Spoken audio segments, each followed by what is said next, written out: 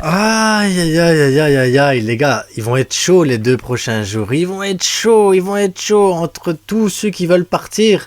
Et j'ai une théorie, je me suis dit, si Abdé veut partir, si Rafinha a des offres et qu'il veut partir, si Ansu Fati veut partir, est-ce que c'est pas uniquement parce que Ferran Torres les impressionne tous? Il y en a là-dedans, hein, quand même, les gars. Il y en a là-dedans, hein. Ferran Torres impressionne tellement que peut-être même Robert Lewandowski partira parce qu'il aura trop peur de Ferran Torres. Bon, je déconne un petit peu, évidemment, petite intro tranquille, on met Ferran Torres un peu en avant, parce que voilà, mais voilà. Les gars, il y a Fati, voilà, il va partir à Tottenham, même s'il y avait des idées, son papa, il voulait qu'il aille à Séville, mais bon, son père, il est quand même bizarre. Donc, Fati ira à Tottenham normalement, à côté de ça, Abdé est en train, à l'heure actuelle, au moment où je tourne la vidéo, de négocier son départ ou non, Xavi ne veut pas qu'il parte. João Félix devrait arriver ou non, on ne sait pas non plus, ça va se décider en dernière minute. Bref, on va faire un petit point et on va mettre les pour, les contre, on va discuter, je vais vous donner mon opinion sur ce qui devrait être fait ou pas avec le Barça et comment ça va se jouer parce que voilà, Cancelo arrive aussi et ça... trop de choses les gars à voir et on va le faire, on va essayer de le faire en moins de 10 minutes. Donc juste après le générique, abonnez-vous, likez, partagez évidemment comme d'habitude parce que ça fait plaisir.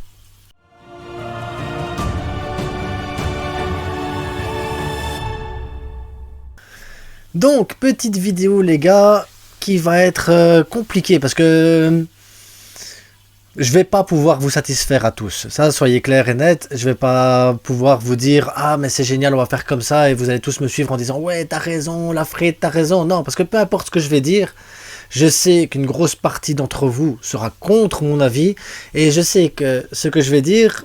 Mon opinion à moi personnelle ne va pas réellement avec même les votes que vous avez fait hier, parce que mon opinion est vraiment totalement différente à ce que vous voyez du football et de ce que vous voyez du Barça. Donc, dans le respect, et je vous le demande vraiment, dans le respect, dans les commentaires, n'hésitez pas à mettre votre opinion, il n'y a pas de souci, on discute, on dialogue, on échange, parce que voilà, ce que je veux c'est de l'échange et tout ça.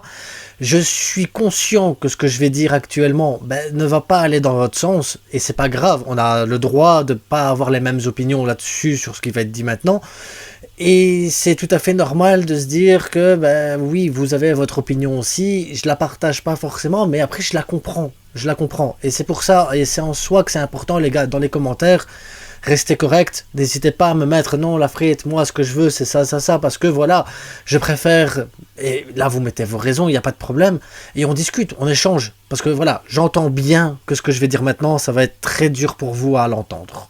Donc on va commencer par le cas Ansu Fati. Ansu Fati, ça me fait de la peine, j'aime Ansu Fati, j'adore Ansu Fati, mais là actuellement Ansu Fati n'a pas la mentalité pour rester au Barça. Je parle pas de niveau, je parle pas de technique, je parle pas de talent. Je parle vraiment de mentalité, les gars.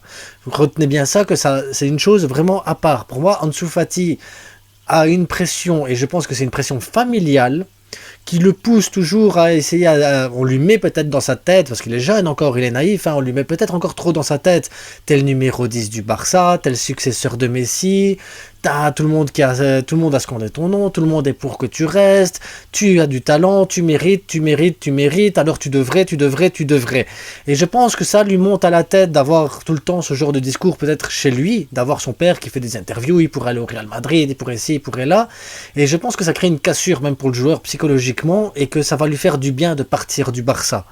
Maintenant, je suis content dans le sens où c'est pas une vente sèche, parce que voilà, pour moi, Ansu Fati a énormément de talent, mais après, je pense que est loin de l'Espagne.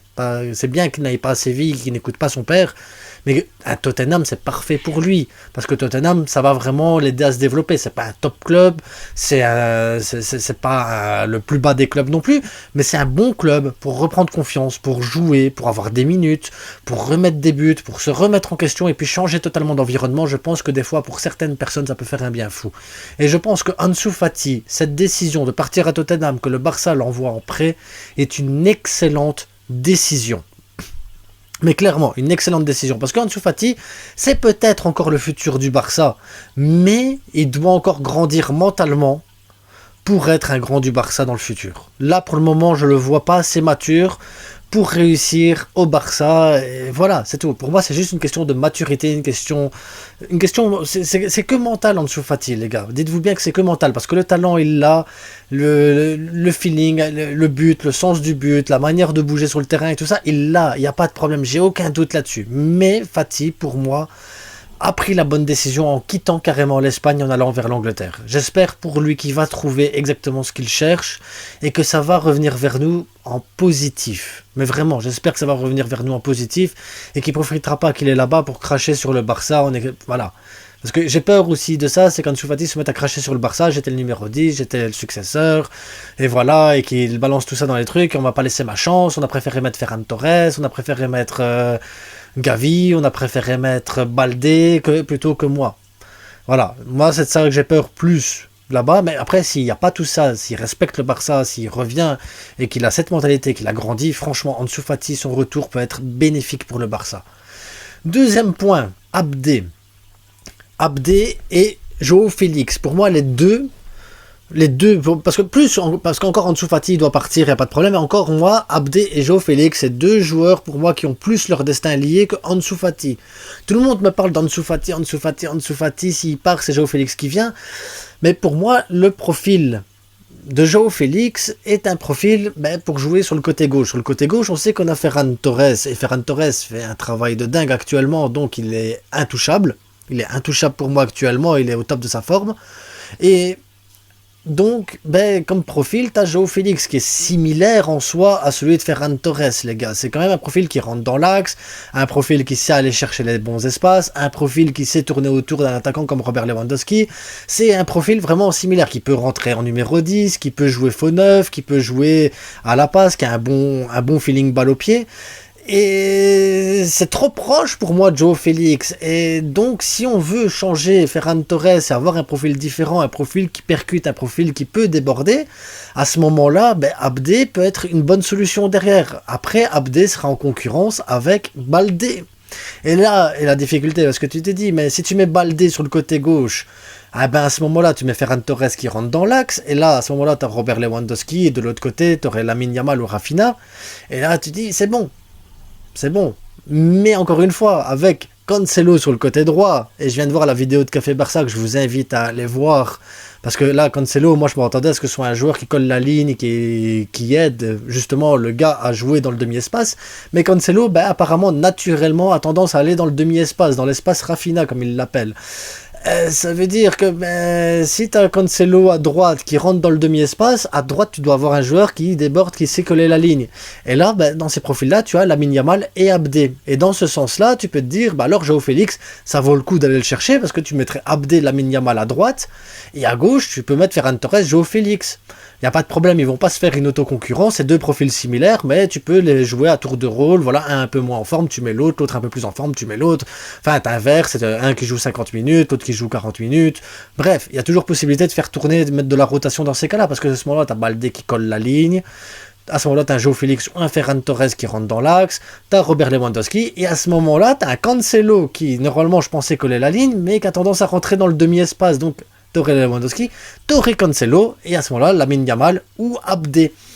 Et là est ma problématique, parce que j'ai toujours dit Rafinha est un joueur important de l'effectif, il a fait des bonnes choses la saison passée, mais Rafinha ne sait jouer qu'à droite. Et là, en ayant Cancelo qui arrive, je suis dans la problématique de me dire, mais merde, s'il y en a un qui doit partir peut-être maintenant et qui a des propositions justement de Chelsea, de Manchester United, d'Arabie Saoudite, c'est Rafinha. Il a des propositions à 80-90 millions. Est-ce qu'on ne ferait pas partir Rafinha pour placer Abdé à droite? Et à ce moment-là, Abdé, Lamine Yamal comme concurrence, c'est assez sympa parce que les deux sont marocains, les deux ont un profil différent, les deux peuvent coller la ligne, les deux vont vouloir progresser au Barça, les deux veulent des minutes de jeu, mais les deux vont se respecter énormément. Et à côté de ça, un Cancelo qui rentre dans l'axe va énormément aider les deux jeunes. Donc au final, je suis un peu embêté parce que je me dis, Baldé à gauche qui déborde et qui colle la ligne, un João Félix, un Ferran Torres, c'est hyper intéressant. Robert Lewandowski, ça reste Robert Lewandowski, même si je crache dessus en ce moment. même s'il m'a énervé avec son interview. Robert Lewandowski reste Robert Lewandowski. Robert Lewandowski peut te mettre des buts à n'importe quel moment, il n'y a pas de problème avec ça. Je veux juste qu'il se remette en question un petit peu lui, parce que c'est pas parce qu'il a pas d'ailier, pas de bazar, pas de trucs et tout ça que forcément c'est à cause de ça qu'il rate ses contrôles de balle. Non, là il doit se remettre en question. Mais voilà, j'ai aucun doute sur le talent de Robert Lewandowski. Et alors à côté de ça, si t'as un João Félix qui a tendance à aller dans l'espace Rafinha, de l'autre côté tu dois avoir un gars qui colle la ligne, Lamine Yamal ou Abdé.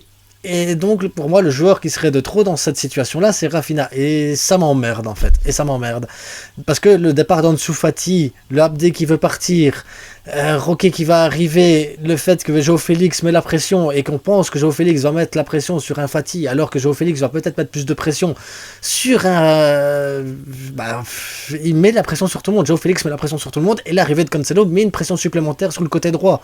Donc ça va bouleverser, ce mercato, cette fin de mercato va bouleverser totalement les disponibilités des joueurs, les profils des joueurs, le profil du Barça, la manière dont on va jouer, la manière dont on va profiter des talents de chacun. Parce que si tu as un Baldé qui monte, que tu as un Cancelo qui monte, que tu joues avec Koundé, Aroro, il n'y a rien qui te dit que défense à 3, tu fais descendre Frenkie de Jong qui peut distribuer des longs ballons écartés et mettre son jeu en avant. Il n'y a rien qui te dit que tu peux mettre un double pivot, Gavi, Gundogan juste devant pour justement faire gratter tout ça les ballons et avoir un Cancelo qui rentre dans l'axe dans le demi-espace avec un Ferran Torres dans le demi-espace. À ce moment-là, tu te retrouves avec ton milieu à 4 hyper technique, avec des ailiers qui collent la ligne, tu te retrouves avec des attaquants hyper offensifs qui savent mettre des buts, et on se retrouve avec un Frenkie de Jong en retrait comme il aime bien, sur une défense à 3 avec du Koundé, Yaroro, les gars. Je ne sais pas si vous vous rendez compte, mais on est en train de modifier totalement l'ADN du Barça, totalement modifier ce que Xavi a mis en place, tout en respectant réellement ce que le Barça il est actuellement. Ça veut dire une équipe qui doit dominer, une équipe qui doit chercher la profondeur, une équipe qui doit avoir le ballon, une équipe qui doit dominer. Et dans tout ça, je me dis que si vraiment João Félix arrive et que João Félix arrive et que Cancelo arrive, Rafinha serait peut-être de trop dans cet effectif. Et il faut évidemment que Abdé ne parte pas, il faut évidemment que Fati s'en aille réellement, et ça fait un bouleversement de dingue, les gars. Donc ce que je dis là actuellement, voilà, comme je vous l'ai dit, c'est mon opinion, comment je vois les choses, et c'est assez perturbant parce que je voyais pas les choses comme ça il y a encore 2 heures d'ici. Mais voilà, la vidéo finalement ne ressemble pas à ce que j'avais visualisé dans ma tête, à ce que j'avais préparé réellement, mais voilà, dites-moi ce que vous en pensez, est-ce que je suis dans l'erreur, est-ce que vous pensez que c'est possible de jouer différemment tout en gardant certains cadres, est-ce que vous trouvez que j'ai raison? Maintenant je sais que vous allez être peu nombreux à trouver que j'ai raison, je le sais déjà d'office d'avance, donc mettez-le moi en commentaire, et de toute façon, on en rediscutera après le mercato des joueurs qui sont restés, de comment on peut faire jouer certains joueurs. On va parler tactique juste après le mercato, parce que j'ai l'impression que beaucoup de choses vont énormément changer dans les 48 prochaines heures, les gars. Et ça va être difficile à suivre tout ce qui va se passer. Donc abonnez-vous, likez, partagez, et surtout, n'oubliez pas le plus important, c'est que du foot.